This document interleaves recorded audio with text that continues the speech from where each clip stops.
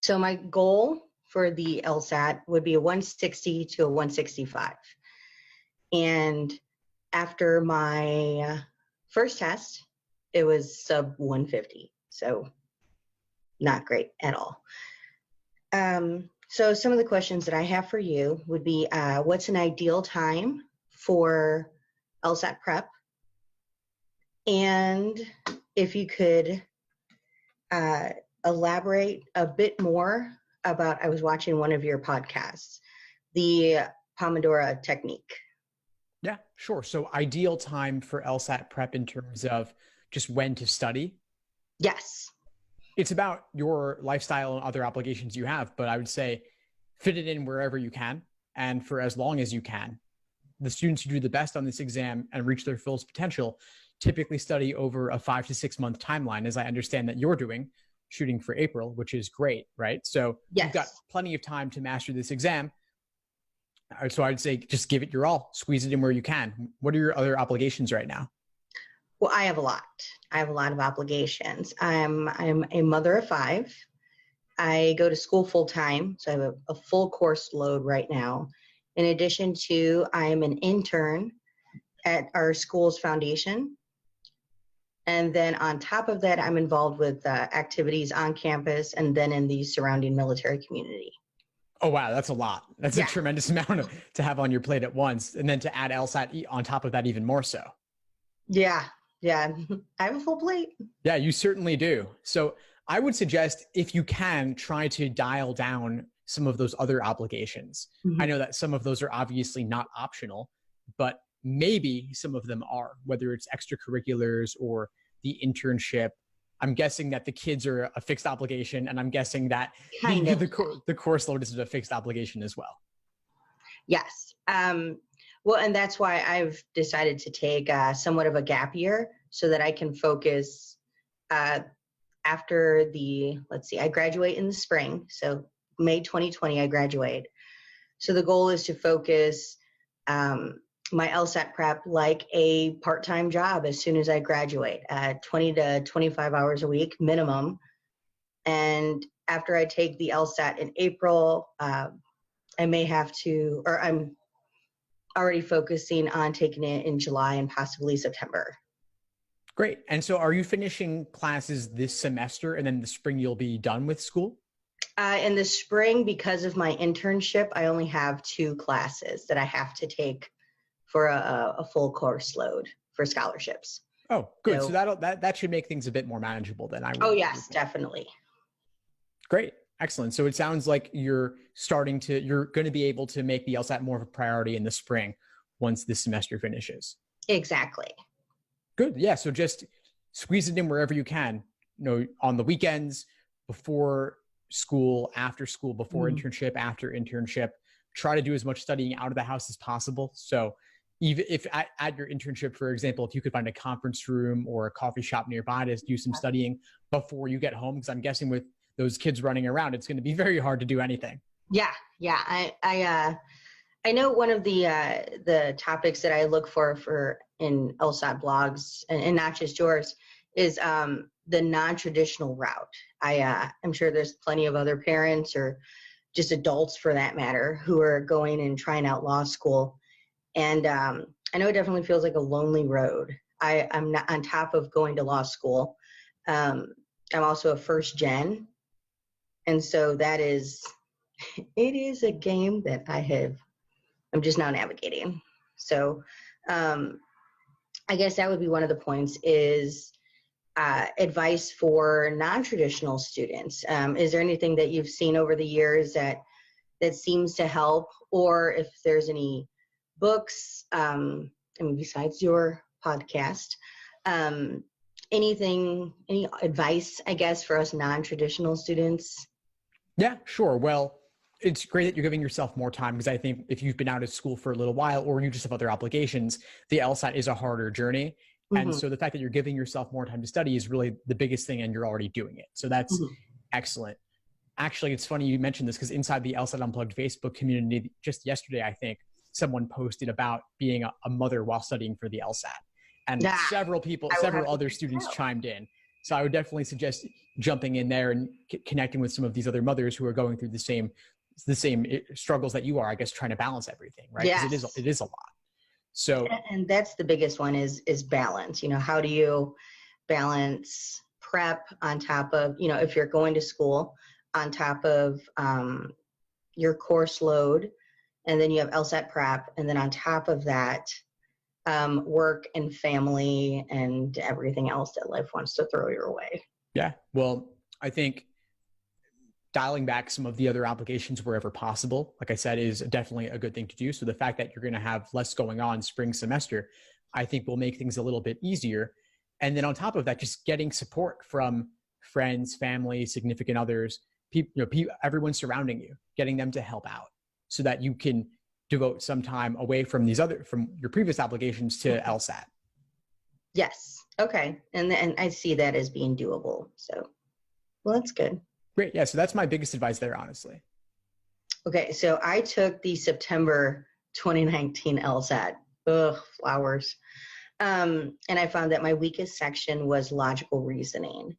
I guess, how do I overcome this hump? Yeah, well, logical reasoning, it's half the exam. It's certainly harder to improve upon than logic games. And so it's about just exposing yourself to the wide variety of patterns they test on this exam in terms of methods of reasoning in the stimulus, and also in terms of the wide variety of question types. Okay. One more point that I wanted to touch on. So I'm taking the LSAT, I'm taking prep tests. And I guess my biggest question is, how is the best way to review them? After I've taken them and I go back and look and see the ones I got wrong, I don't think I'm doing this properly. What is a really good way to review my LSAT practice tests? Sure. So I'll take logical reasoning as an example. So you got this logical reasoning question that you got wrong or you had difficulty with. First thing is you got to see where your misunderstanding stemmed from. Was it the stimulus, the question stem, or the choices? If it was in the stimulus, you want to figure out, well, what's the conclusion? What's the evidence? What's the general method of reasoning? Could you paraphrase it? Could you put it in your own words and even explain it to someone else, or write out your thought process to prove that you truly understand it? Then you also want to look at, was it the question stem? A lot of question stems use unfamiliar wordings to describe a still fairly typical question type. So you want to make sure that you've properly ID'd what question type it was: strengthen, weaken, necessary assumption, and so on. Okay. Then if it was in the answer choices, you want to see what was tempting about the wrong answer that made you pick it, and what ultimately made it wrong. And what's discouraging about the right answer that pushed you away from it, and what ultimately makes it correct. Okay, that makes sense. I haven't done that, but it makes sense. Another thing I wanted to bring up was if there's any plans to do a 1-year study plan. I know that it's brought up that you should focus at least 3 to 6 months, but for those who are planning a little further out, I know I've spoken to you about this before, but if there is I don't know if it's more of a detailed plan or just one where it's fairly lax in what to do the year before you take the LSAT. I wish, well, and that's let me back up. I am going to take a year to focus now on LSAT prep. I have no problem in admitting that I took the LSAT for granted and figured, you know what, I'm pretty good at standardized tests, so I can do this. No, I was so wrong. I need the prep. And so I'm focusing a lot on your course schedule. And then I went to, and I purchased some practice tests. Beyond that, what are some other things I can do? I mean, taking a full length test maybe once a month, or what are some tips? Sure. So I would suggest, I haven't created a 1-year study plan yet, although I do plan to.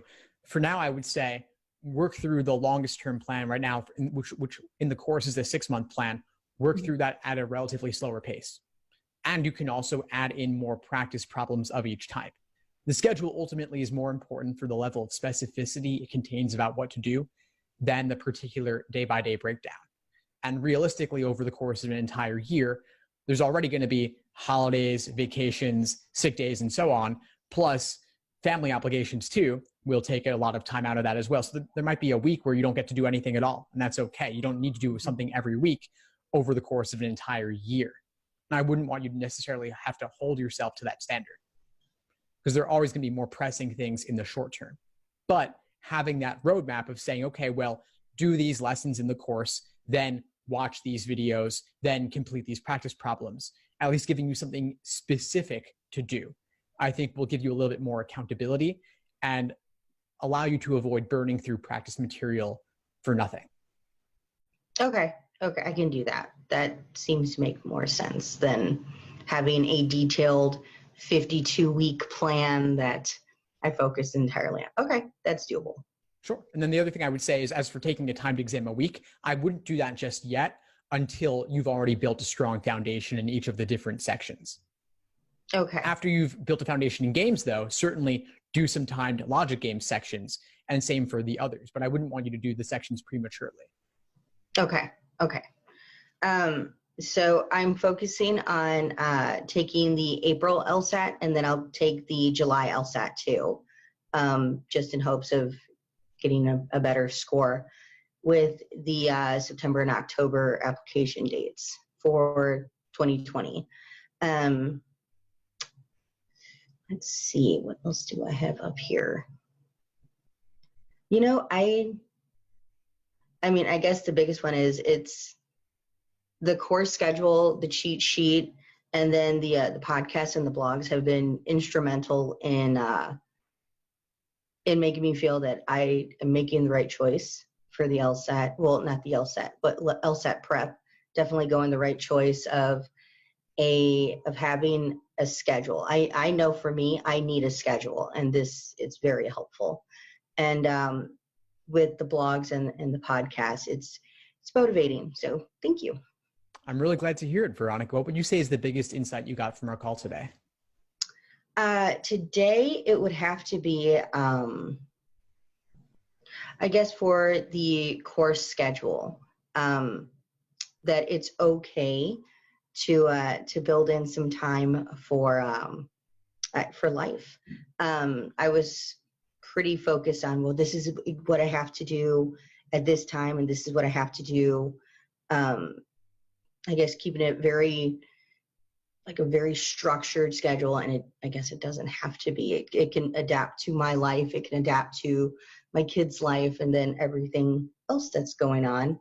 I like these one-on-ones for, I guess, to check in. I had mentioned that, I mean, being a first gen, there's no one in my family I can talk to about this, and I don't have any. The friends that I have, they're going to engineering or they're going to pre-med. So law school is just not even close to their horizon. And I think it's important to do these chats so that you have that human connection too. Great. Fantastic. Well, please keep in touch and let me know if you need anything as you move forward. Of course. Thank you very much. Thanks for tuning into the show. Please subscribe if you haven't done so already to be notified of new episodes as I release them. And feel free to reach out if you need anything at all as you move forward with your prep. I'm happy to help however I can. In the meantime, I'll wish you all the best and take care.